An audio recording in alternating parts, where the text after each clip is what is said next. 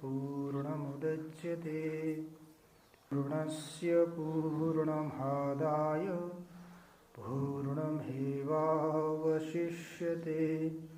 ॐ शान्ति शान्ति शान्तिः।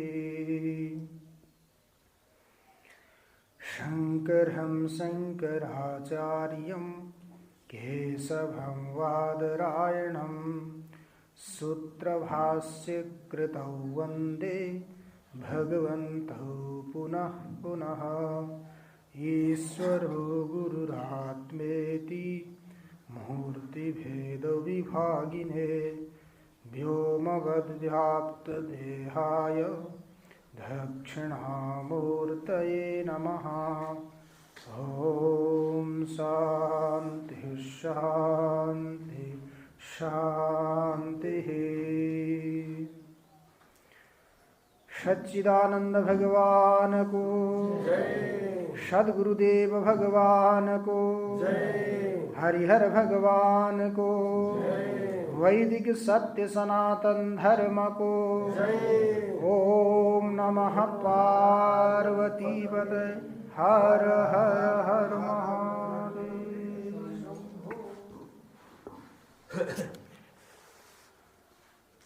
इंद्रियाणां तु सत्ता च नैव स्वाभाविकी मता तप्तायः पिण्डवत्तस्य सत्तयैव सुरर्षभः। श्रोत्रमात्मनि चाध्यस्तं स्वयं देवो महेश्वरः। अनुप्रविश्य श्रोत्रस्य ददाति श्रोत्रतां हरः। मन आत्मनि चाध्यस्तं प्रविश्य परमेश्वरः। मनस्त्वं तस्य सत्त्वस्थो ददाति नियमेन तु। वाचो वाक्त्वमनुप्राप्य प्राणस्य प्राणतां हर। ददाति नियमेनैव चक्षुष्त्वं चक्षुषस्तथा। श्रुत संहिता अंतर्गत ब्रह्म गीतामा हामीहरू विचार गर्दैछौं। अहिले यो ब्रह्म गीतामा चतुर्थ अध्यायमा केनोपनिषदको प्रसंग चल्दैछ। जसरी केनोपनिषदमा सुरुमा प्रसंग आउँछ केनेशितं पतति प्रेषितं मनः। कुन तत्त्वले प्रेरित गरेर यो मन मनन गर्नको लागि प्रवृत्त हुन्छ। अर्थात् मनलाई मनन गर्ने शक्ति, सोच्ने शक्ति, निर्णय गर्ने शक्ति, चिन्तन गर्ने शक्ति, अभिमान गर्ने शक्ति कसले प्रदान गर्छ? यसरी त हामीहरूले अंतःकरण चतुष्टय भन्ने गरेको छ। 4 प्रकारका अंतःकरणहरू। अंतःकरण पनि वास्तविक रूपमा विचार गर्ने हो भने एउटै हो, 4वटा पनि छैनन्। अंतःकरण एउटा। त्यही एउटा अंतःकरण अलग अलग कार्यलाई सम्पन्न गर्यो भने त्यसका नामहरू अलग अलग हुन्छ। त्यही अंतःकरण संकल्प विकल्प गर्यो, संकल्प विकल्पात्मिका वृत्ति बनायो भने अंतःकरणको नाम हुन्छ मन। यो गरौँ कि ऊ गरौँ कि भनेर संकल्प विकल्प गर्यो भने, राम्रो हो कि नराम्रो हो कि भनेर संकल्प विकल्प गर्यो भने तो संकल्प विकल्प गर्ने अंतःकरणको नाम के हो? मन। त्यही अंतःकरण यो कार्य गर्नुपर्छ भनेर निश्चय गर्यो भने निश्चयात्मिका बुद्धि। निश्चय गर्नेवाला अंतःकरणको नाम हो बुद्धि। हुन त अंतःकरण उही हो, तर जुन अंतःकरणले चिन्तन गर्छ, तो चिन्तन गर्ने अंतःकरणको नाम हो चित्त। त्यही अंतःकरणले अभिमान गर्न प्रारम्भ गर्यो भने त्यो अंतःकरणको नाम हो अहंकार। संकल्प विकल्प गरे मन, निश्चय गरे बुद्धि, चिंतन गरे चित्त, अहंकार गरे अभिमान गरे अहंकार।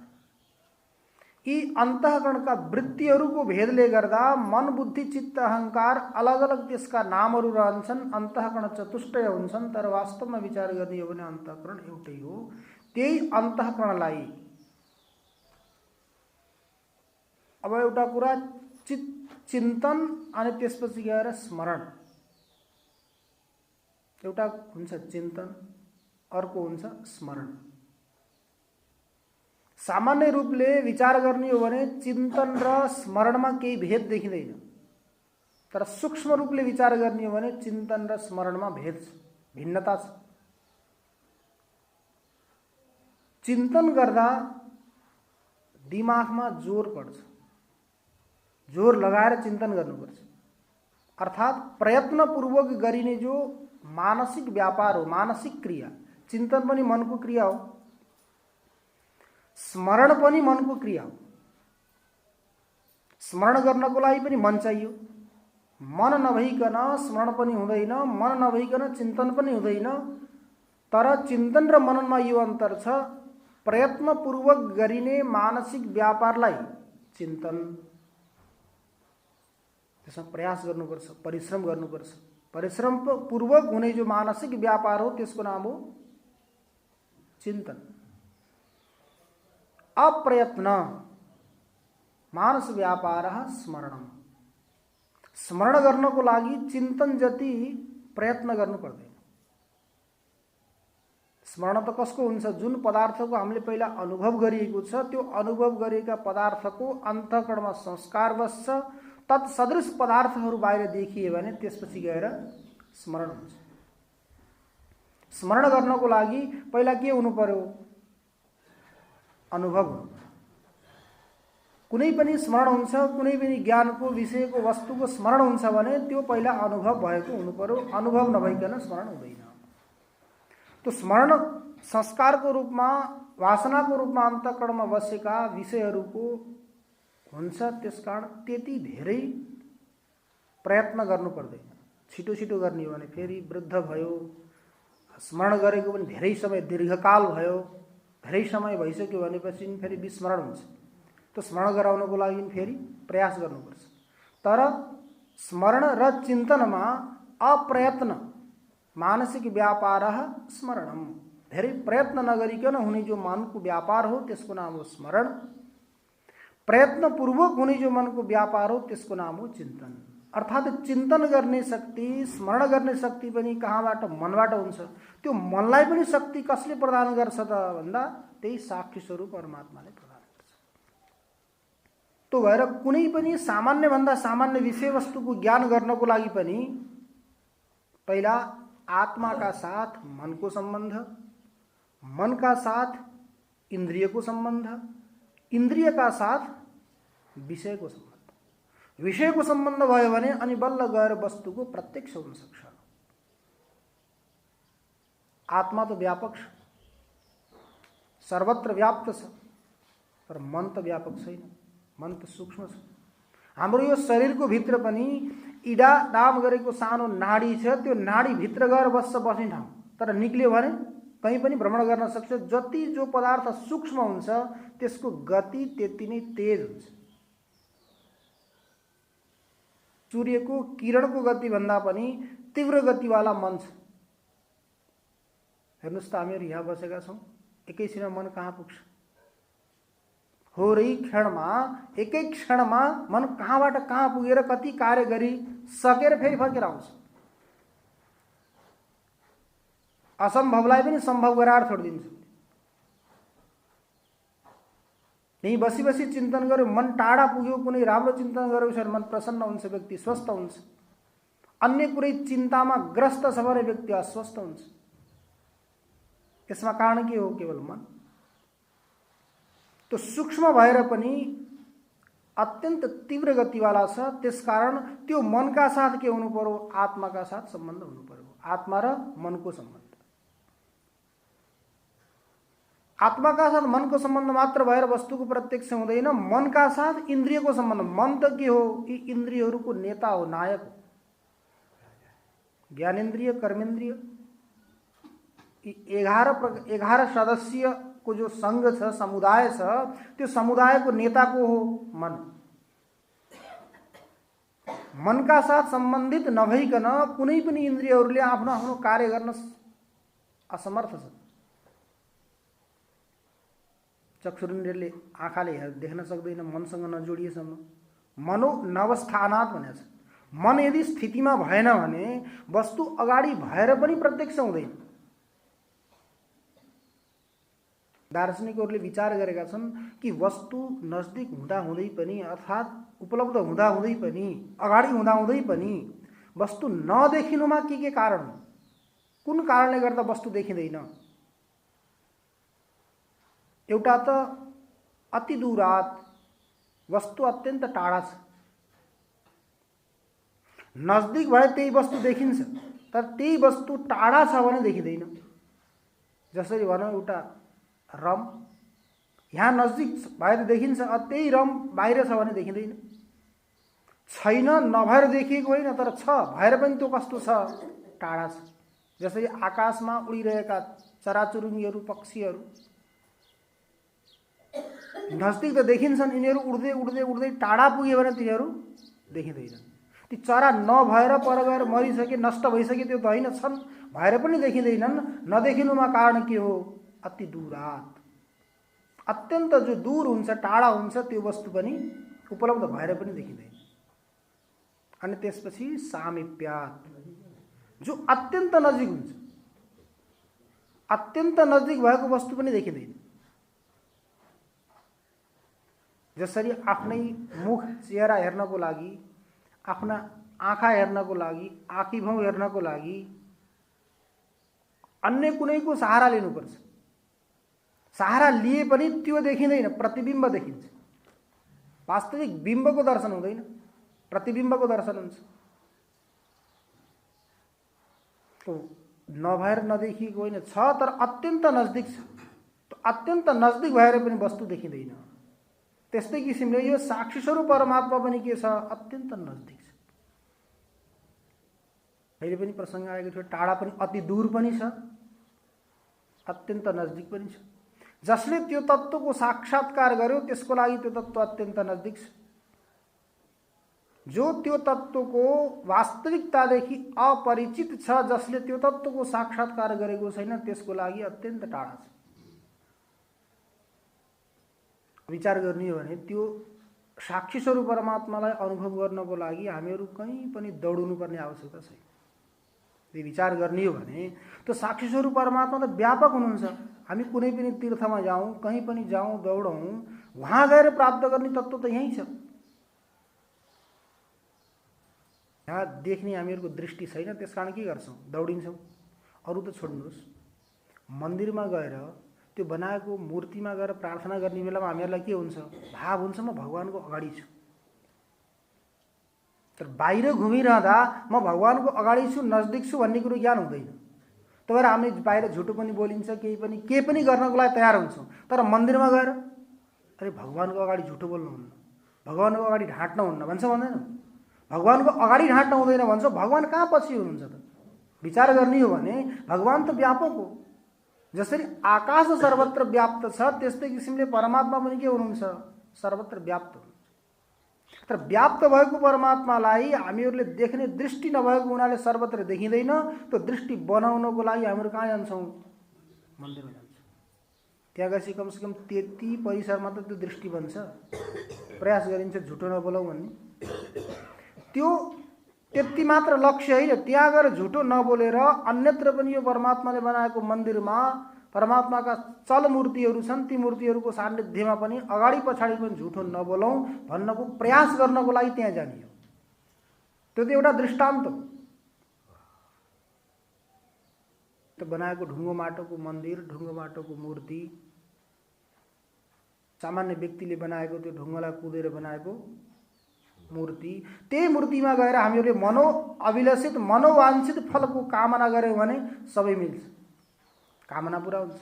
कामना पूरा हुन्छ र गएर माग्छौ। त्यहाँ गएर मागेर मिल्छ भने, यदि भाव हुने हो भने यही भित्तोमा बसेर मागे पनि हुन्छ। हिरण्यकशिपुलाई भगवानले के त्यो खम्बामा दर्शन दिनुभयो, प्रकट हुनुभयो कि त्यहाँ नभएको भए कसरी प्रकट हुनुहुन्थ्यो? भक्तको लाज बचाउनको लागि, भक्तको सम्मान गर्नको लागि परमात्मा के हुनुभयो? त्यो खम्बाबाट पनि प्रकट भएर हिरण्यकशिपुको उद्धार गर्नुभयो। अब हामी वहाँ गएर भगवान मिल्ने, यहाँ नमिल्ने भन्ने कुरो त होइन नि। तर हामीहरूले के भन्छौँ? समाजमा यस्तो विकृति फैलिएको छ कि यो सम्प्रदायमा आयो भने भगवान मिल्छन्, नभए मिल्दैन। तिमीहरूलाई मुक्त हुने इच्छा छ भने यो सम्प्रदायमा आओ, यहाँ आएर दीक्षित भयो, मुक्त हुन्छौ, नभए तिमीहरूको मुक्ति हुने बाटै छैन। यी व्यक्तिहरू के हुन्? अज्ञानी हुन्, भ्रममा छन् तिनीहरू। स्वयं त तिनीहरू खाल्टोमा परे, अर्कोलाई पनि खाल्टोमा हाल्दैछ। अन्धे नैव नियमाना यथान्धा। अन्धा व्यक्तिले कुनै व्यक्तिलाई कहीँ पार गर्छु भनेर समात्यो भने जसले पौडी नै जान्दैन, स्वयं डुब्ने स्थितिमा छ, अर्कोलाई उतार्छु भनेर गयो भने के हुन्छ? आफू पनि जान्छ, अर्कोलाई पनि लान्छ। त्यस्तै किसिमले व्यक्तिहरूले आकर्षित गरेर, मिठा मिठा राम्रा राम्रा बोलेर आकर्षित गरेर व्यक्तिलाई के गर्छन्? भ्रममा डाल्छन्। भ्रममा पारेर त्यसपछि आफू त दलदलमा फसे, अर्कोलाई पनि दलदलमा फसाएर न यता न उता। वास्तविक रूपमा विचार गर्नेमा केही भेद छैन। कुनै पनि सङ्घमा, कुनै पनि सम्प्रदायमा लाग्नुहोस्, तर के हुनुपर्छ? त्यो विधि, त्यो मार्ग शास्त्रीय हुनुपर्छ। कुनै पनि दोषले युक्त हुनुहुन्न, शुद्ध हुनुपर्छ त्यो मार्ग। भगवान सुरेश्वराचार्यले ये भन्नुहुन्छ, यया यया भवेत् पुंसां व्युत्पत्ति प्रत्यगात्मनि सा सैव प्रक्रिया ज्ञेया साध्वी साचा नवस्थिति। यया यया भवेत् पुंसां व्युत्पत्ति प्रत्यगात्मनि। पुंसां भनेको पुरुषहरूको लागि, जीवहरूको लागि जुन मार्गबाट, जुन प्रक्रियाबाट प्रत्येक आत्माको बोध हुन्छ। प्रत्येक आत्मा भनेको शुद्ध चैतन्य, प्रत्यक शुद्ध चैतन्य। शुद्ध चैतन्य अर्थात जसको सदा सर्वदा बाहिरी विषयमा प्रवृत्ति हुँदै हुँदैन। बाहिरी विषयमा जो सदा सर्वदा प्रतिकूलतया आचरण गर्छ, यो मेरो लागि अनुकूल हुँदै होइन। कुकुरले गरेको उल्टीमा, त्यो कुकुरले गरेको उल्टी खानको लागि कुनै व्यक्तिहरूको प्रवृत्ति हुन्छ? काक विष्टा, कौवाले गरेको विष्टा खानको लागि कुनै व्यक्तिको प्रवृत्ति हुन्छ? त्यो हेर्न पनि चाहँदैन व्यक्ति।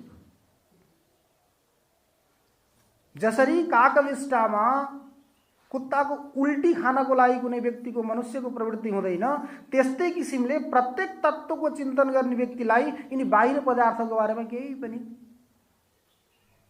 महत्ता हुँदैन। अब महत्ता नभएपछि अनि कसरी त्यो प्रवृत्ति हुन्छ कि मेरो कामको छ, यसबाट मेरो स्वार्थको सिद्धि हुन्छ भन्ने कुरो निश्चित भयो भने अनि बल्ल व्यक्ति त्यो वस्तुलाई प्राप्त गर्नको लागि प्रवृत्त हुन्छ। केही कामै छैन, मेरो लागि यिनीहरू केही आवश्यकतै छैन। यदि दृढ निश्चय भयो भने व्यक्ति त्यो वस्तु प्राप्त गर्नको लागि आफ्नो बहुमूल्य समयलाई यापन गरेर वस्तुलाई प्राप्त गर्न प्रयास गर्छ। त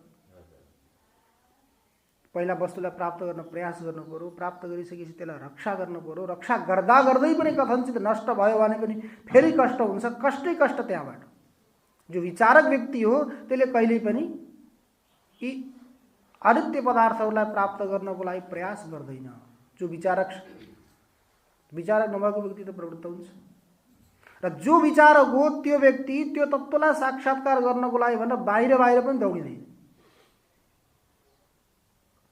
त्यो भित्री बसेर अनुभव गर्न सक्छ तत्त्वलाई। तर हामीहरूले के गर्छौँ? आँखा बन्द गरेर भित्र बसेर एकछिन पनि ध्यान गरेर सोच्न सक्दैनौँ त्यसलाई। यदि हामीहरूले सम्पूर्ण इन्द्रियहरूको वृत्तिलाई बन्द गरेर बस्ने हो भने भित्र हाम्रो नाद, जसलाई नाद ब्रह्म भनिन्छ, त्यो नादको आवाज आउँछ। तर बाहिरी जति पनि इन्द्रियहरू छन् ती सम्पूर्ण इन्द्रियलाई बन्द गरेर बस्नुपर्छ। बाहिरी वृत्ति भयो भने आन्तरिक नाद सुनिँदैन। आन्तरिक नाद सुनियो भने बाहिरी नाद सुनिँदैन। त्यही नाद के हो? ब्रह्म हो। नाद ब्रह्म। वैयाकरणहरूले भन्छन् शब्द नै ब्रह्म हो। परा, पश्यन्ती, मध्यमा, वैखरी, यी 4 प्रकारका शब्दहरू छन्। त्यसमा जो परावाणी हो त्यो परमश्रेष्ठ ब्रह्मस्वरूप हो, त्यसको साक्षात्कारले नै मुक्ति हुन्छ भनेर उनीहरूले भन्छ। कुनै पनि दृष्टिले देख्नुहोस् त्यसलाई, तर व्यक्ति त उही हो नि। एउटै पुरुषलाई पिताको दृष्टिले देख्नुहोस्, अथवा हजुरबाको दृष्टिले देख्नुहोस्, अथवा भाइको दृष्टिले देख्नुहोस्, अथवा भिनाजुको दृष्टिले देख्नुहोस्, अथवा मामाको दृष्टिले देख्नुहोस्, व्यक्ति त उही हो। त्यसकारण यया यया भवेत् पुंसाम व्युत्पत्ति प्रत्यगात्मनि, त्यो प्रत्येक आत्माको जुन माध्यमले बोध हुन्छ त्यही मार्ग के हो हामीहरूको लागि ग्राह्य। तर त्यो मार्ग कस्तो हुनुपर्छ? साध्वी साचा नवस्थिति, त्यो मार्ग साधु हुनुपर्छ, शास्त्रीय हुनुपर्यो मार्ग। अनि त्यसपछि अनवस्थिति अर्थात् अगाडि गएर कुनै अनवस्था आदि दोष पनि हुनु भएन। यदि दोषहरूद्वारा युक्त छ भने पनि त्यो मार्ग ठिक छैन। तो यया यया भवेत् पुंसाम व्युत्पत्ति प्रत्यगात्मनि सा सैव प्रक्रिया ज्ञेया, त्यही प्रक्रियालाई जान्नु। यो प्रक्रियालाई जान्नु भन्ने कुरो केही नियम छैन कि यो मार्गबाट हिँड्नु भन्ने कुरो। गन्तव्य हाम्रो प्रत्येक आत्माको साक्षात्कार गर्नु हो। त्यहाँ पुग्नको लागि जुन मार्ग हामीहरूको लागि अनुकूल हुन्छ, सुगम हुन्छ, जुन मार्गबाट हामीहरू जान सक्छौं त्यो मार्गबाट हिँडेर त्यहाँ पुगौँ। यदि यस्तो विचार गर्ने व्यक्तिले कुनै पनि संघ सम्प्रदायको निन्दा गर्दैन। त्यो निन्दा गर्ने व्यक्ति के हो? नजान्ने व्यक्ति। किन निन्दा गर्ने भाइ? जाने त हुँ हो। अब कोही घुमेर जान्छन्, कोही सिधै जान्छन्। रुचि नाम वैचित्र्यात् धृजिकुटिला नाना पथजुसाम नृणामेको गम्यस्तमसि पयसाम अर्णवैव। आफ्नो आफ्नो रुचि अनुसार कुनै सिधा बाटो हिँड्छन्, कुनै टेढोमेढो बाटो हिँड्छन्। अन्तर त्यति नै हो। पुग्ने त हुँ हो। जसरी नदी नाला झरनाहरू समुद्रमा पुग्छन्, अन्तिम गन्तव्य के हो? समुद्र। समुद्रमा गएर उनीहरू के हुन्छन्? विलय हुन्छन्। न त्यहाँ नदी हुन्छ, न नाला हुन्छ, न झरना हुन्छ, केही हुँदैन, समुद्र हुन्छ त्यहाँ। त्यस्तै किसिमले यहाँ पनि जुन जुन व्यक्ति आफ्नो आफ्नो रुचि अनुसार मार्गमा प्रवृत्त हुन्छ त्यो मार्गलाई अनुसरण गर्दै जाने, तर कुनै पनि मार्गको निन्दा गर्नु आवश्यकता छैन। यदि विचारक हो भने त्यसले निन्दा गर्दैन, नभए निन्दा गर्छ। तर त्यो तत्त्व कस्तो छ? अत्यन्त सूक्ष्म भएको हुनाले घटपट झैँ निकालेर देखाउन सकिँदैन। अब त्यहाँ हेर्नुहोस् त, हजुरले सुन्नुभएको थियो पहिले प्रसङ्ग, शिष्यको माध्यमले गुरुलाई दर्शन भयो तत्त्व। शिष्यले केही नजानेको अनपढ सिधा साधा व्यक्ति जसरी हामीले भोजन गर्छौं त्यस्तै किसिमले उसले भगवानलाई भोजन गरायो। त्यत्रो ठुलो मन्दिरमा पनि कहिले आएर भगवानले त्यसरी भोजन गर्नु भएन। तर भोजन भगवानले कसरी गर्नुभयो त? भावले गर्नु। भगवानलाई त पदार्थको भोको हुनु न, पदार्थको त भगवानमा केही कमी छैन। सम्पूर्ण परमात्माको नै हो। हामी त परमात्माको सम्पत्तिमा नाचेका छौं। हाम्रो के छ? परमात्मालाई त पदार्थको कुनै पनि भोको हुनु न आवश्यकता छैन। परमात्मालाई के चाहियो? भाव चाहियो। जसले त्यस्तो भावले पुकार्छ, भावले समर्पण गर्छ भने त भगवानले स्वयं भन्नुभएको छ, पत्रम पुष्पम फलम तोयम यो मे भक्त्या प्रयच्छति। मैले यो दे उदे भन्दिनँ, केही पनि देऊ। पत्र छ भने पत्र, पात छ भने पात देऊ, फूल छ भने फूल देऊ, फल छ भने फल देऊ। केही पनि छैन भने केवल मनबाट कल्पना गरेर मैले यस्तो यस्तो परिकार बनाएर हजुरलाई समर्पण गर्दैछु भन, म त्यसैबाट तृप्त हुन्छु। तर श्रद्धा चाहियो। श्रद्धा नभइकन हो। एकजना वकिलहरूले धेरै पुस्तकहरू पढ्नुपर्छ। अनेक प्रकारका समस्याहरू आउँछन्। ती समस्याहरूलाई सुल्झाउनको लागि धेरै ग्रन्थहरू पढ्नु पर्यो। ती वकिल सेवा गर्दा गर्दा सेवानिवृत्त भए, वृद्ध भइसकेका थिए। त वृद्ध भइसकेपछि पनि उनको जो पढ्ने आदत हो नि त्यो छुटेको थिएन। बसेर कुनै न कुनै पुस्तक पढिरहन्थे। पढ्दै पढ्दै गर्दा एक दिन पढ्दै थिए, उनका मित्र आए। उनी वकिलले चस्मा लगाउँथे, आँखा अलिकति कमजोर भइसकेका थिए, चस्मा लगाउँथे। मित्र आयो, मित्र आइसकेपछि बसेर गफ गर्न थाले। गफ गर्दा उनले के गरे? त्यो लगाएको चस्मालाई शिरमा राखे, निकालेर शिरमा चस्मा राखे अनि गफ हुन सुरु भयो। आधी घन्टा पौने घन्टा जति बेरसम्म गफ गर्ने यो गफ चल्यो। गफ चलिसकेपछि मित्र त गए। गइसकेपछि उनले आफ्नो कार्य सम्पन्न गर्नको लागि लेख्दै थिए, पढ्दै थिए, केही गर्दै थिए, पढ्नको लागि चस्मा हेर्छ नि त, चस्मा छैन, यता पनि छैन, उता पनि छैन, उता पनि छैन, कहीँ पनि चस्मा छैन। चस्मा हरायो, पढाइ बन्द भयो, के गर्ने? अन्त नातिलाई बोलाएर भन्दैछन्, सम्बोधन गरेर भने कि मेरो चस्मा कहाँ गयो बाबु, चस्मा खोज्यो। अब नाति पनि त अब आजभोलि कहाँ बोलाउँदाखेरि आउँछन् त नि, सब मोबाइलमा मस्त हुन्छन्, सब लागिरहेछन्, आउँछु। खाना त आउँदैन नि, अरू काममा बोलाएर त कहाँ आउने, सब मस्त हुन्छन् मोबाइल, कामै सकिँदैन। त्यसपछि नाति धेरै बेरपछि आयो, दौडिँदै आएर हेर्छ त हजुरबाको त टाउकोमा छ। अब हजुरको त माथि शिरमा त छ नि चस्मा, त्यही छ हजुरको चस्मा भनेर भन्दा हजुरबाले के गर्नु, ओहे ल मैले भुलेछु भने चस्मा निकालेर पढ्न सुरु गर्नु।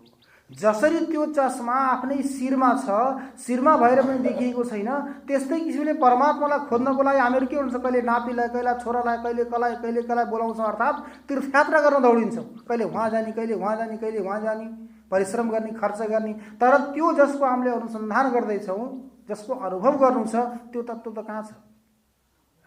हाम्रो नजिकै छ, सान्निध्यमै छ। त्यो सान्निध्यमा भएकोलाई हामीले आँखा बन्द गरेर कहिले पनि विचार गर्दैनौँ, सोच्दैनौँ। यी सम्पूर्ण इन्द्रियहरूलाई देख्ने सुघ्ने शक्ति कसले प्रदान गरेको छ, त्यो को हो? कहिले चिन्तन हुन्छ? कहिल्यै पनि चिन्तन हुँदैन। परमपिता परमात्माले यो भन्नुभएको छ, जीवलाई बोलाएर भन्नुहुन्छ, हेर तेरो लागि मैले प्रत्येक दिन एउटा चम्किने सिक्का, चमकदार सिक्का दिन्छु, यो तेरो हो। तैँले यो सिक्का लगाएर बजारमा के गर, आफ्नो लागि सदुपयोग गर। यो चम्किने सिक्का तेरो हो। ऊ हेर त, ऊ त्यो काँटीमा त्यो थैलो झुन्डाएर राखेको छु, त्यो थैलो तेरो हो। त्यो थैलामा जति छन् त्यसबाट मैले एउटा निकालेर दिन्छु तँलाई। त्यो थैलोबाट एउटा सिक्का निकालेर दिन्छु। यो सिक्का लगाएर तैँले के गर्नु, बजारमा लगेर कहीँ पनि लगेर आफ्नो लागि सदुपयोग गर्नु भनेर परमात्माले सावधान गरेर दिनुहुन्छ। तर त्यो चम्किलो सिक्का लिने बेला हामीहरू खुसी भएर प्रसन्न भएर लिन्छौँ। सिक्का लिएर बजारमा पनि जान्छौँ। अब त्यो बजारमा लैसकेपछि के गर्छौँ, त्यो सिक्का आफ्नो लागि खर्च गर्दैनौँ, अरूको लागि के खुराफात गरेर अरूको लागि खर्च गरेर सकेर फेरि आउँछौँ। त्यस्तै गरी सिक्का सकिँदै जान्छन्। उहाँले भन्नुहुन्छ यो थैलो तेरो हो, यो थैलो खाली भयो भने अर्कोबाट निकालेर दिन्न नि मैले फेरि। यहाँ जहिलेसम्म सिक्का रहन्छन् त्यहिलेसम्म म दिन्छु, यो सिक्काको सदुपयोग गर्नु। सावधान गरेर दिँदा पनि हामीले के गर्छौँ, लिन्छौँ सिक्का, खुसी लिएर बजारमा पनि जान्छौँ, त्यो सिक्काको खर्च पनि गर्छौँ, व्यय पनि गर्छौँ, तर आफ्नो लागि सदुपयोग गर्दैनौँ। त्यसै गरी त्यो थैलो के हुन्छ, खाली हुन्छ। खाली भयो भने सकियो। त्यो थैलो भनेको के त भन्दा हाम्रो आयुरूपी थैलो। त्यो आयुरूपी थैलामा सिक्का रूपी प्रत्येक चम्किला दिनहरू। त्यो सिक्का भनेको कुनै एउटा चम्किलो 2 रुपियाँ 5 रुपियाँ 10 रुपियाँको सिक्का होइन। यो प्रत्येक दिन के हो, यो अमूल्य छ, त्यसको कुनै पनि मूल्य छैन। गयो भने त गयो। यस्तो अमूल्य सिक्का रूपी दिनलाई परमात्माले के गर्नुहुन्छ, बजारमा गएर खेल हेरे पनि हेर, जे गरे पनि गर, तर यो सिक्का आफ्नो लागि प्रयोग गर भनेर दिनुहुन्छ। तर त्यो सिक्का हामीले के गर्छौँ, कहिले उसको काम भनौँ, कहिले उसको काम भनौँ, कहिले यो काम भनौँ, कहिले ऊ काम भनौँ, अनेक गर्दा त्यो सिक्का नष्ट भएर जान्छ। तर आफ्नो लागि त्यो सिक्का हामीले कहिले पनि खर्च गर्दैनौँ, प्रयोग गर्दैनौँ। वास्तवमा सोच्ने हो भने आफ्नो लागि हामीले के गर्यौँ त, अब बसेर चिन्तन गर्ने, गफ गर्न सुरु गऱ्यौँ भने पनि कस्ता गफ हुन्छ भन्नु त। न त्यसको छेउ न त्यसको टुप्पो। कहाँबाट सुरु भयो त्यो पनि थाहा छैन, कहाँ गएर सकिने त्यो पनि थाहा छैन। दिन गयो, केही लक्ष्य छैन त्यसमा, केही प्राप्तव्य छैन, तर समय पनि छैन। दिनभरि यताउताका गफ गरेर के हुन्छ, समय जान्छ। त्यो सिक्का त नष्ट गरियो नि हामीले, त्यो गएको त आउँदैन। त आफ्नो बारेमा चिन्तन गर्ने कहिले पनि समय नभएर बाहिरी चिन्तन गरेर हामीले के पाउँछौँ, दुःख पाउँछौँ। त्यसकारण वस्तु हाम्रो सत्स्वरूप चित स्वरूप आनन्द स्वरूप परमात्मा हाम्रै सान्निध्यमा नजदिक हुनुहुन्छ। नजदिक भएर पनि प्रत्यक्ष हुनु हुँदैन। एक त कारण अति दूरात, जो अत्यन्त टाढा छ त्यो वस्तु नि प्रत्यक्ष हुँदैन। सामिप्याद, जो वस्तु अत्यन्त नजदिक हुन्छ त्यो पनि प्रत्यक्ष हुन्छ। देखिँदैन नि त। एउटा कुरो अर्को कुरो नजदिक भएको व्यक्तिको महत्ता पनि त हुँदैन। व्यक्ति जहिलेसम्म आफ्नै घरमा नजिकमा हुन्छ कस्तै पनि होस्, विद्वान होस्, केही विशेषता त्यसमा होस्, त्यो व्यक्तिको विशेषताको बारेमा, महत्ताको बारेमा हामीलाई थाहा हुँदैन। त्यो व्यक्ति यहाँबाट कहीँ टाढा गयो, अरूले त्यसको महत्तालाई बुझेर त्यसबाट केही फाइदा लिए भने अनि बल्ल हामीलाई के हुन्छ? पश्चाताप हुन्छ। ओहो, त्यो त त्यस्तो कुरा छ, बल्ल महत्ता थाहा हुन्छ। त्यो नजदिक भएको व्यक्तिको महत्ता पनि थाहा हुँदैन, नजदिक भएको व्यक्तिलाई हामीले हेर्ने प्रयास पनि गरिँदैन, बाहिरी हेरिन्छ। अति दूरात सामिप्यात, जो अत्यन्त नजदिक भएको हुनाले पनि वस्तु प्रत्यक्ष हुँदैन। अर्को इन्द्रिय घातात, वस्तु त छ तर इन्द्रिय नष्ट भयो। आँखामा देख्ने शक्ति छैन, कानमा सुन्ने शक्ति छैन, नाकमा सुघ्ने शक्ति छैन, एवं क्रमले तत्तत इन्द्रियहरूमा आफ्नो आफ्नो गर्ने शक्ति छैन, सामर्थ्य छैन भने वस्तु यहाँ भएर पनि देखिँदैन, अनुभवमा आउँदैन। अति दूरात सामिप्यात इन्द्रिय घातात, इन्द्रिय नष्ट भयो। अर्को मनोनवस्थानात्, मन स्थितिमा छैन। छन त सबै छ, विषय पनि छ, इन्द्रियहरू पनि ठिक छन्, तर मनै ठिक छैन। बस्न त यहाँ बसेका छौँ तर मन अन्यत्र कहीँ घुम्दैछ। बजार जानुपर्ने थियो, छिटो सकिए त गएर भोजन बनाउनुहुन्थ्यो, अनि फटाफट खाएर बजारतिर जानुहुन्थ्यो, अमुक कार्य गर्नुहुन्थ्यो भन्नेमा मन उहाँ पुगेको छ। त मन उहाँ पुग्यो भने यहाँ सुनेर पनि केही फाइदा भएन। मनोनवस्थानात्, मन आफ्नो स्थितिमा भएन भने पनि वस्तु अगाडि हुँदा हुँदै पनि त्यो वस्तु प्रत्यक्ष हुँदैन। सौक्ष्म्यात्, सूक्ष्म भएको हुनाले, जो वस्तु अत्यन्त सूक्ष्म छ त्यस्तै किन मन पनि सूक्ष्म छ। मन पनि सूक्ष्म भएको हुनाले देखिँदैन नि। यदि देखिन्थ्यो भने त त्यसलाई रस्सीले बाँधेर राखिन्थ्यो, कहीँ गाँठो बाँधेर त्यसलाई कतिखेर फुत्किन्छ थाहै हुँदैन। सौक्ष्म्यात्, अतिदूरात् सामिप्यात् इन्द्रिय घातात मनोनवस्थानात् सौक्ष्म्यात्, जो वस्तु अत्यन्त सूक्ष्म हुन्छ त्यो सूक्ष्म वस्तुको पनि, पदार्थको पनि प्रत्यक्ष हुँदैन। छन त छ तर त्यसको प्रत्यक्ष हुँदैन। व्यवधानात्, कुनै पदार्थले ढाकिएको छ भने यो भित्तुको पछाडि के छ, पर्दाको पछाडि के छ देखिँदैन नि। त व्यवधान भयो भने पनि पदार्थ त छ तर व्यवधान भएको हुनाले, अरू कुनै पदार्थले ढाकिएको हुनाले पनि त्यो व्यक्ति अथवा पदार्थको ज्ञान हुन सक्दैन। अर्को समानाभिहारात्, जो समान छ। जस्तो चोर बच्नको लागि भाग्यो भने कतातिर भाग्छ? जहाँ व्यक्तिको भिड छ त्यतै भाग्छ। शहरमा भाग्नु पर्यो भने उसलाई, चोरलाई जहाँ व्यक्तिको भिड छ नि, मान्छेहरूको भिड छ त्यतै भाग्छ। त्यो भिडमा भाग्यो भने त मान्छे कता हो कता। चोरहरूको कला के हुन्छ भने चोरिसकेपछि थाहा पायो कि मेरो पछि लाग्दैछन् व्यक्ति भनेर अनि दौडिन्छ भिडमा, अनि दौडेर के भन्छ? ल है चोरलाई पक्र, चोरलाई पक्र भन्छ, उही बोल्दै दौडिन्छ। जो चोर हो ऊ चिल्लाउँदै दौडिन्छ। अब चिल्लाउँदै दौड्यो भने त त्यसलाई कसैले पक्रिने भएन। यो पनि हाम्रै पक्षको भन्छ, उसलाई मतलबै गर्दैनन्। ऊ खोज्ने मान्छे अगाडि गइरहेको हुन्छन्, ऊ पछि बच्यो। त्यो समानाभिहारात्, व्यक्तिमा गएर घुस्यो भने पनि प्रत्यक्ष हुँदैन। एउटा अर्को जस्तो यसरी मानौ, पानी, बाल्टीमा पानी छ, पुरै भरिया छैन, अलिकति थोरै छ। त्यसमा अर्को कुनैले ल्याएर एक गिलास फेरि पानी हालिदियो। त्यो पानी हजुरलाई मन परेको छैन। उषा भन्नुहुन्छ तपाईँले, तैँले जो पानी हालिस् निकाल, तेरो पानी मलाई चाहिएको छैन भनियो भने त्यो व्यक्तिले आफूले राखेको त्यो पानी निकाल्न सक्छ त? अब ठिक छ, एक गिलास निकाल्ला तर आफूले राखेको निकाल्न सक्दैन, अर्को कुनै पानी निक्लिन्छ। त्यो भेद गर्न सकिँदैन। किन भन्दा समान भएको हुनाले। त्यस्तै किसिमले दालमा, चावलमा, तिलमा, 1 कुन्टल तिलमा कसैले ल्याएर 1 किलो मिलाइदियो, उसको मिलाउनु थिएन त्यहाँ। अब मिलाइदियो भने तैँले मिलाएको तेल निकाल भन्दा त्यो तेल निकाल्न सकिन्छ त त्यहाँबाट? त्यही तेल त निकाल्न सकिँदैन। त्यो समान भएर पनि, समानाभिहारात् जसमा सादृश्य हुन्छ, समानता हुन्छ भने पनि वस्तुमा प्रत्यक्ष हुन सक्दैन। यति साधन, यति कारणले गर्दा जो अत्यन्त टाढा छ, जो अत्यन्त नजदिक छ, जसको इन्द्रिय नष्ट भइसकेको छ, देख्ने सुन्ने शक्ति छैन, मन स्थितिमा छैन, जो अत्यन्त सूक्ष्म छ, अनि कुनै पदार्थद्वारा ढाकिएको छ, अभिभव भएको छ, अनि समान छ। यी अनेक प्रकारका हेतुहरूद्वारा वस्तु अगाडि हुँदा हुँदै पनि प्रत्यक्ष हुँदैन।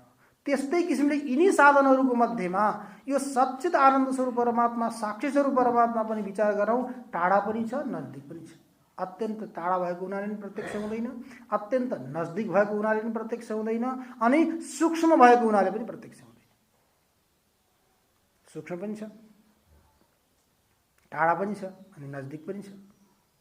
तर त्यो टाढा भएर पनि नजदिक भएर पनि के गर्छ?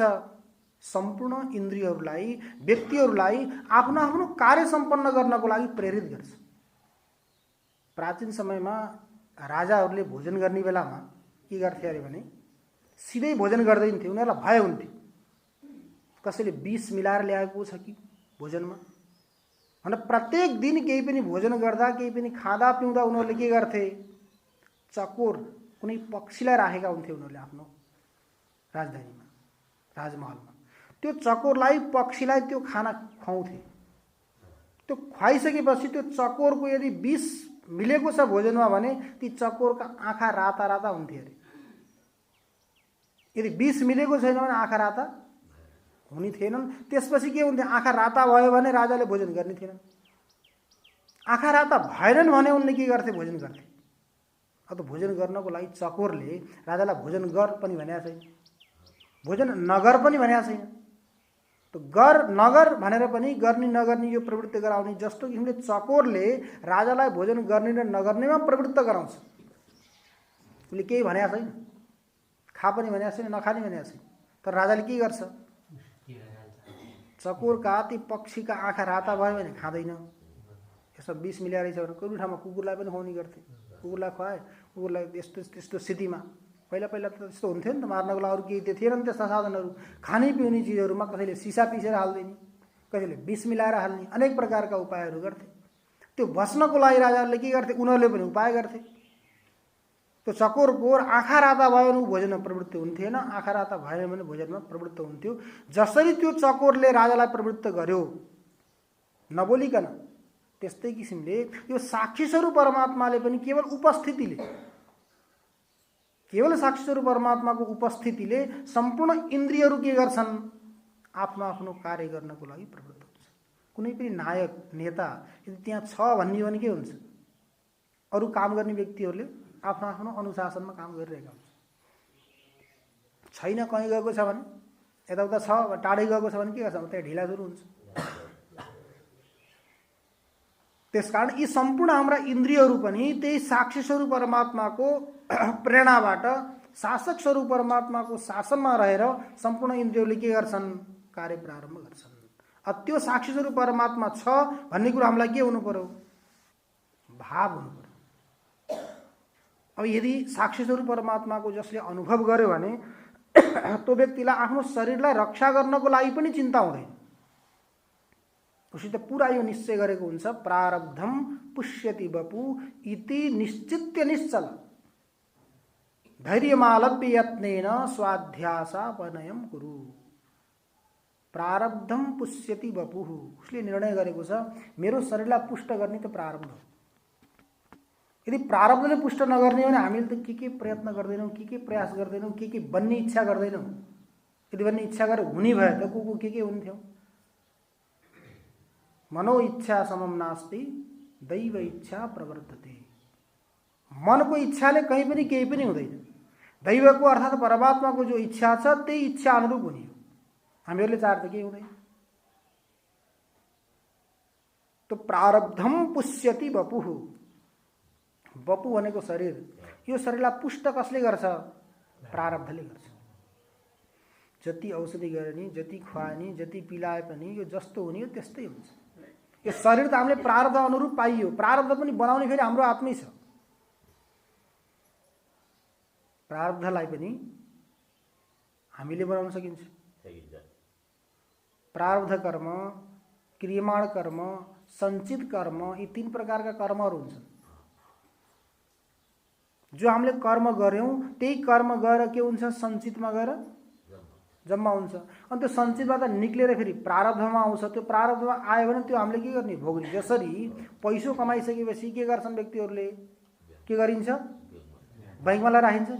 त्यो बैंकमा पनि अनेक प्रकारका खाताहरू हुन्छ। एउटा त बचत खाता भयो मानौ गरेर राख्ने। अझ ठुला व्यापारीहरूले चल्ती खाता राख्छन् उनीहरूले, करोड करोड एक दिन राख्छन्, अर्को दिन निकाल्छन्, त्यो चल्ती खाता हो, त्यसबाट केही ब्याज पाइँदैन, केवल पैसा राख्ने सुरक्षा गर्ने हो। अर्को बचत खाता हुन्छ, त्यसमा ल हजुरहरूले राख्नुहोस्, राखेपछि थोरै थोरै ब्याज मिल्छ, धेरै मिल्दैन, थोरै मिल्छ। अब अर्को त्यसलाई फिक्स गर्ने हुन्छ, अर्को जो फिक्स गरेर राख के भन्छन् त्यसलाई मुद्दती। त्यो मुद्दतीमा राख्नुभयो भने 5 वर्षको लागि, 10 वर्षको लागि, 20 वर्षको लागि कतिलाई राख्नुभयो त्यो राखिसकेपछि हजुरलाई त्यही अनुसारको ब्याज मिल्छ।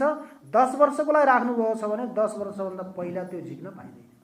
झिक्नुभयो भने त्यो लाभबाट तपाईँ वञ्चित हुनुहुन्छ। के लिन्छ उसले होइन, आफूले त पाइएन, उसले लिन्छ। त्यसकारण त्यो फिक्स गरेर राखेको जो हो नि मुद्दतीवाला, त्यो हो सञ्चित। अनि बचत खाता जो हो बिचमा आयो, यो हो प्रारब्ध। अनि अगाडि हामीले जो कमाइँदैछ त्यो कमाएर एकत्र गर्ने, यो हो क्रियमाण। क्रियमाण अब चल्तीमा नलिएर दुईवटा मात्रै लिउँ यहाँ अहिले, बचत खाता अनि त्यो मुद्दतीवाला, अनि त्यसपछि कमाएको। त्यो कमाएकोलाई लर सञ्चितमा राखिदिने, फिक्स गरिदिने।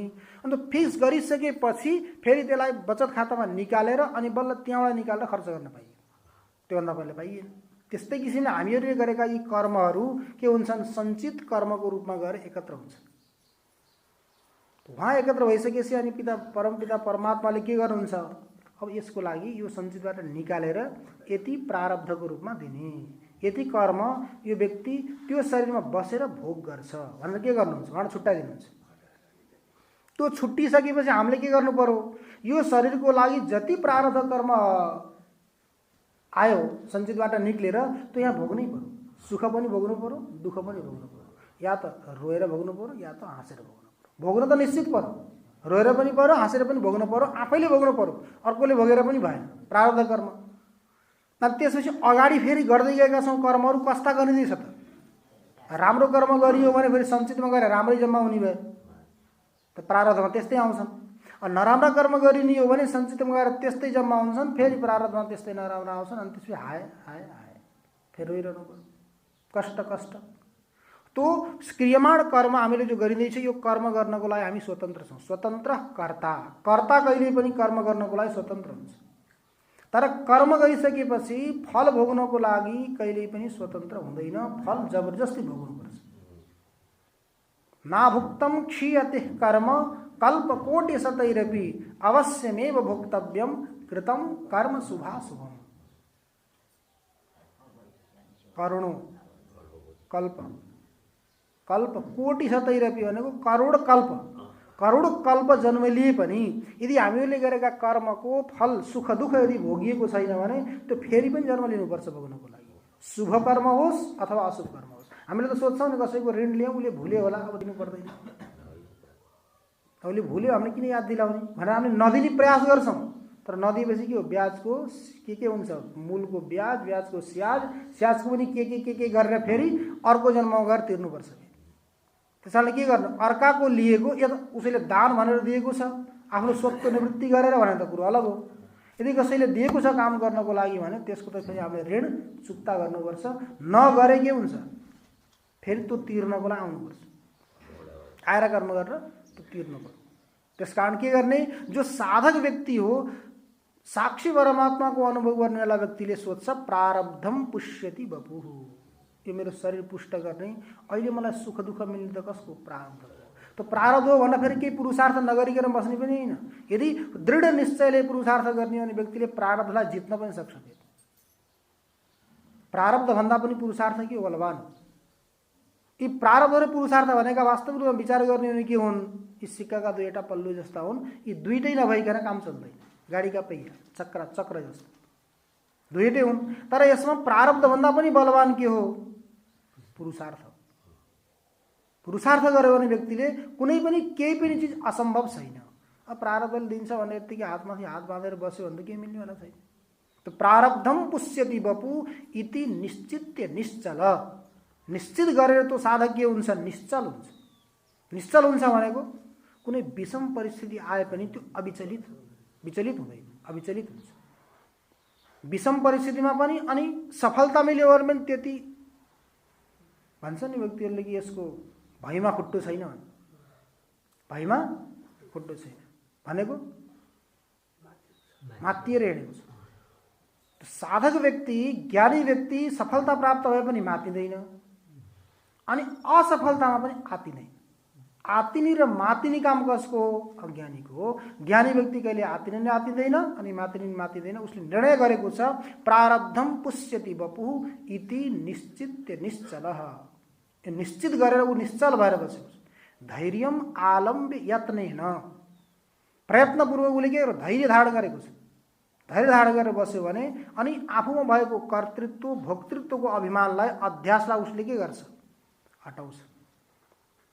स्व अध्यास अपनयम कुरु। आफूमा भएको जो अध्यास हो, कर्तृत्व र भोक्तृत्वको अध्यास भनेको जो होइन नभएकोलाई आरोप गर्नु, यसको नाम हो अध्यास। अब नभएकोलाई आरोप गर्ने भने भएको गयो, नभएकोलाई आरोप गरेपछि भएको गयो। अब के गर्नु पर्यो? भएकोलाई अनुभव गर्नको लागि, साक्षात्कार गर्नको लागि नभएकाको जो आरोप गरेका थियौँ आरोपको परिष्कार गर्नु पर्यो, परिहार गर्नु पर्यो, परित्याग गर्नु पर्यो। जहिलेसम्म आरोप गरिएको पदार्थको परित्याग गरिँदैन तहिलेसम्म स्वस्वरूपको ज्ञान हुँदैन।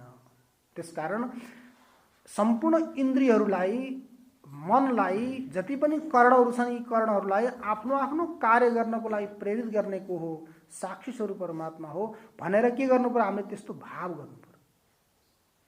हुन त हो, तर भाव नगरेसम्म त्यसले फल दिँदैन नि त। भाव भयो भने मतलब फल दिन्छ। कुनै पनि कार्य हामीले गर्छौँ भने भावपूर्वक सम्पन्न गर्ने हो भने त्यो कार्यले फल दिन्छ। भावपूर्वक नगर्ने हो भने थोरै थोरै त पाइन्छ, नपाइने होइन। आगो हो, आगोलाई त जानेर समात्यो पनि पोल्छ, नजानेर समात्यो पनि पोल्छ। तर जानेर समात्यो भने सावधान भएर सतर्क भएर समात्छ, त्यसले बच्छ त्यसबाट। नजानिकन समात्यो भने डढ्छ। कहिलेकाहीँ नपोल्न पनि सक्छ, कहिलेकाहीँ पोलिहाल्न पनि सक्छ। त्यस कारण सबै ठाउँमा के चाहियो? भाव चाहियो। त भगवान परमात्मा के हुनुहुन्छ? भावको भोको हुनुहुन्छ, पदार्थको भोको होइन।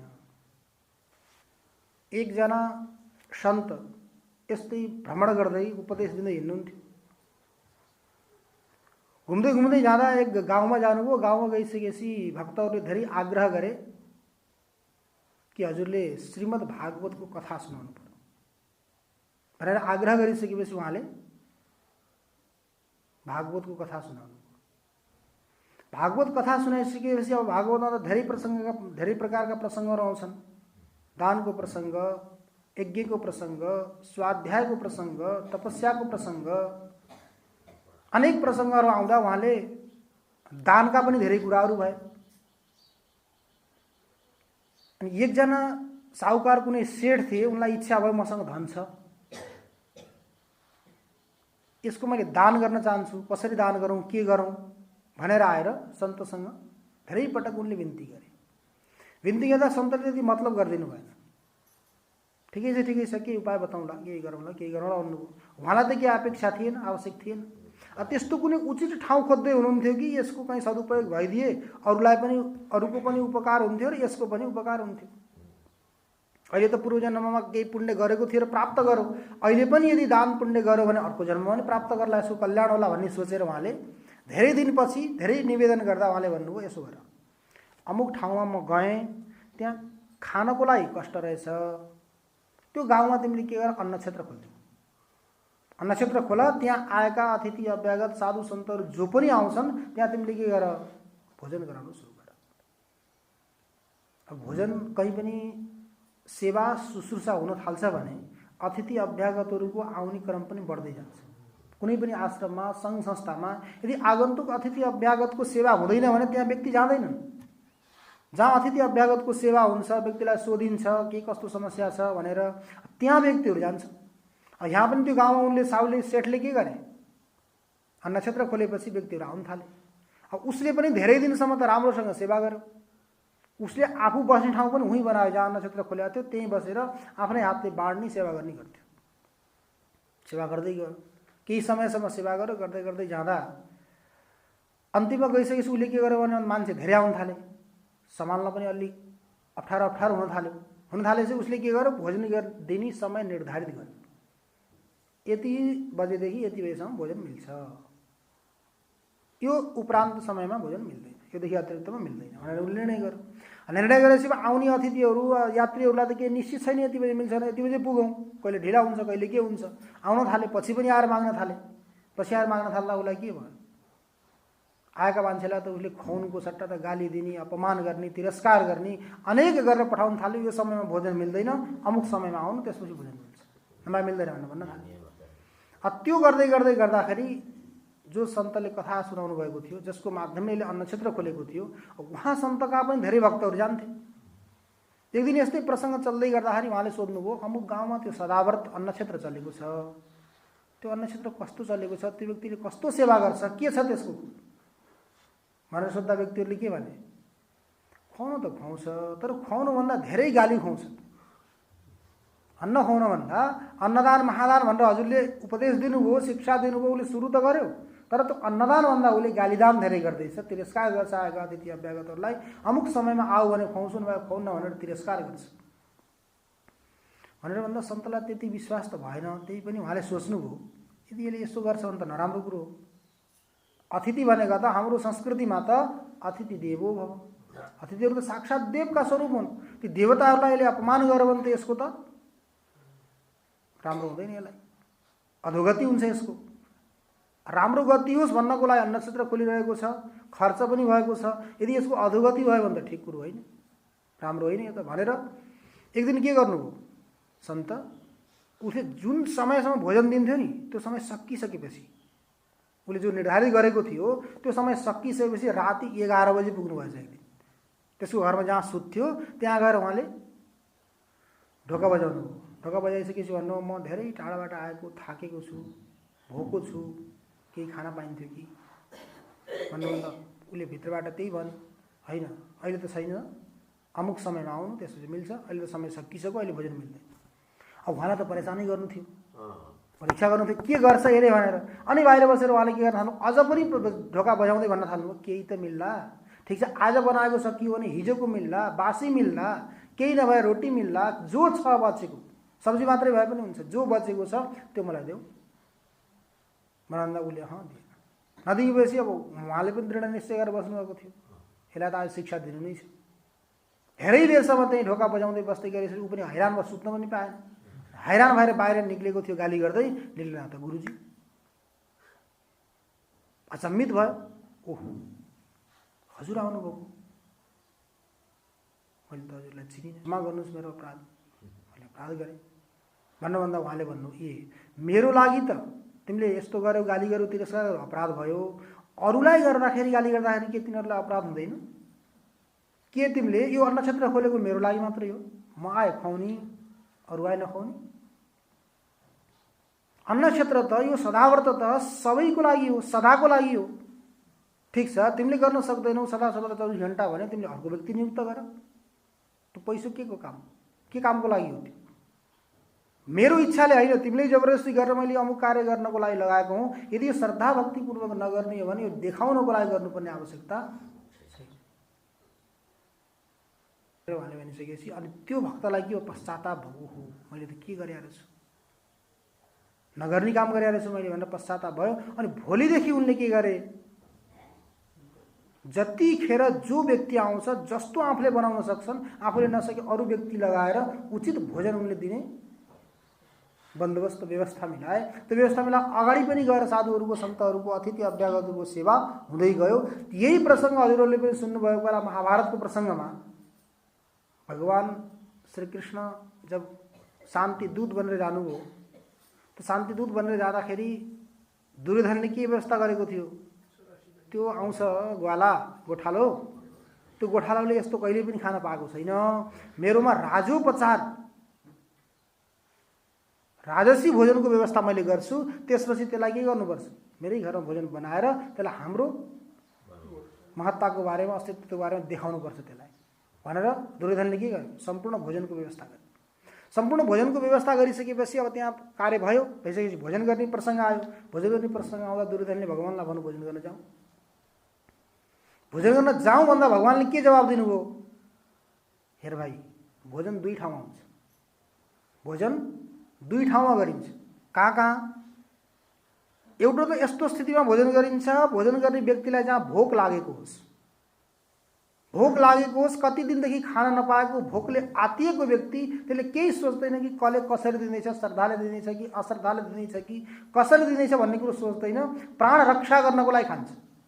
एउटा कुरा, मर्न आँटेको व्यक्तिले म मर्न पनि आँटे होइन, म त्यति भोको पनि छैन कि तेरा अगाडि भोजन गरौँ। अर्को कुरो, भोजन वहाँ गएर गरिन्छ जहाँ श्रद्धा हुन्छ, भाव हुन्छ। यदि श्रद्धा छ, भाव छ भने भोक नभएको व्यक्ति पनि गएर भोजन गर्छ। तेरा त्यस्तो श्रद्धा पनि छैन म गएर भोजन गरौँ, त श्रद्धालु पनि होइन, त अहङ्कारी होस्। त म भोको पनि छैन तेरा गएर भोजन गरौँ, अनि तमा त्यस्तो श्रद्धा पनि छैन कि म गएर भोजन गरौँ, त भक्त पनि होइनस्। तैँले त केवल देखाउनको लागि, मलाई थाहा छैन तैँले के गर्दैछ, त देखाउनको लागि तैँले त सम्पूर्ण परिकारहरू तयार गरेर राजसोपचार, राजसी भोजन तयार गरेर राखेको छस्। यो भोजन मैले गर्दिनँ, म त ऊ विदुरानी कहाँ जान्छु। विदुरानीले बेथेको साग अनि सुक्खा रोटी पकाएर बसेकी छन्। उनका बस्ने केही आसन पनि छैन, कुशासन बिछाएकी छन्। कुशासन छ, म तिनका विदुरानी कहाँ गएर भोजन गर्छु भनेर भगवान त्यहाँबाट निक्लेर त्यो राजसोपचार षोडशोपचारलाई छोडेर कहाँ जानुभयो, विदुर कहाँ गएर भोजन गर्नुभयो। ती विदुरकी पत्नी भगवानलाई भोजन गराउनमा यति भावविभोर भइन्, पता नहीं कहाँबाट ल्याइरहेछन् केरा, बेथेको साग र सुक्खा रोटी खुवाउँदै थिइन् बसाएर। भगवानलाई केरा खुवाउनु पर्यो भनेर सुरु गरे कि केरा निकालेर थालमा हालिदिन्छु भनेको त केरा निकालेर भाइले फालिदिन्छन्, बोक्रो हालिदिन्छन् थालमा के राखिन्, केराको बोक्रो। भावमा विभोर भएर भगवानले त्यही केराको बोक्रोलाई पनि स्वादिष्ट मानेर के गर्नु, भोग लगाउनु। भगवानले त भन्नुहुन्छ पत्रम पुष्पम फलम तोयम यो मे भक्त्या प्रयच्छति। भक्तिपूर्वक जसले मलाई समर्पण गर्छ भने मैले केही पनि लिन तयार छु। तो केराको बोक्रो पनि भगवानले के गर्नुभयो, प्रसन्नता खानु। भगवान गइसकेपछि बल्ल बिजुलीको पत्नीलाई थाहा भयो, ओहो मैले के गरेँ, केरा त यहीँ छ, बोक्रो छैन। भगवान भोगलाई जानुभयो। त्यस्तै किसिमले कुनै पनि हामीले कार्य गरिन्छ, दान गरिन्छ, समर्पित गरिन्छ भने के गर्नु पर्यो, भावले गर्नु पर्यो। भावले गर्ने हो भने थोरै गरे पनि त्यसले के गर्छ, धेरै फल दिन्छ। त्यसकारण यहाँ पनि साधुले उहाँ त्यो भक्तलाई, सेठलाई के शिक्षा दिएर जानुभयो, यदि तिमीले दिन्छौ भने भावले देऊ। भावग्राही जनार्दन, यो जनार्दन परमात्मा त के हो त, भावको ग्रहण गर्ने व्यक्ति हो। भाव भयो भने परमात्मालाई कुनै पनि पदार्थको आवश्यकता छैन, पदार्थ त सबै भगवानकै हो। त्यस्तो साक्षी स्वरूप परमात्माले हामीहरूलाई को भित्र बसेर के गर्नुहुन्छ, यसले कसरी गर्दैछ त, देखाउनको लागि गर्दैछ कि वास्तविक श्रद्धा भक्तिले गर्दैछ कि मेरा पितृपितामहहरूले गर्थे मैले पनि गर्नुपर्छ भनेर औपचारिकता निभाउनको लागि गर्दैछ कि भन्ने कुरो परीक्षण गर्नुहुन्छ उहाँले। अनि औपचारिकता निभाउन गर्दैछ भने औपचारिकता निभाउँदा भन्छ नि फर्ज निभाउने, त फर्ज निभाउँदा व्यक्ति पनि के भन्छ, फर्जी भन्छ। हामीले गरेको कर्म पनि के हुन्छ, फर्जी हुन्छ। अब भावपूर्वक गर्ने हो भने जो हामीसँग जस्तो शक्ति छ, सामर्थ्य छ, योग्यता छ, त्यो अनुसार गर्ने हो भने भगवानले ग्रहण गर्नुहुन्छ। त्यसकारण सम्पूर्ण इन्द्रियहरूलाई तत्त शक्ति दिएर प्रेरित गर्ने पनि के हो, यही वेदार्थ रूप शिव तत्व हो। इन्द्रियाणाम तु सत्ता च नैव स्वाभाविकी मता। यी इन्द्रियहरूको जो शक्ति हो नि, यो स्वाभाविक होइन। जसरी तताएको फलाम तातो हुन्छ, त्यो फलाम तातो कसरी भएको, अग्निको तातो हो नि, फलामको तातो त होइन। त्यो फलामको तातो स्वाभाविक होइन। स्वाभाविक तातो कसको, अग्निको। अग्निका साथ सम्बन्धित भएको हुनाले फलाम तातो हुन्छ। हामीले भन्छौँ अयो दहती, फलामले पोल्यो भन्छौँ। फलामले पोल्छ त, फलामले त पोल्दैन। अग्निका साथ सम्बन्धित भएको हुनाले फलामले पोलो जसरी व्यवहार गर्छौँ, त्यस्तै किसिमले आँखाले देखेको होइन, कानले सुनेको होइन, नाकले सुँघेको होइन, त्यही सच्चिदानन्द स्वरूप परमात्माले प्रेरित गरेर त्यही शक्तिले के गरेको, परमात्माको शक्तिले देखेको हो, परमात्माको शक्तिले सुनेको हो, परमात्माको शक्तिले सुँघेको हो। यही केनोपनिषदमा आउँछ, केनेसितम पतति प्रेषितम मनः, केन प्राणः प्रथम प्रैतियुक्तः, केनेसिताम वाचमिमां वदन्ति चक्षुः श्रोत्रम्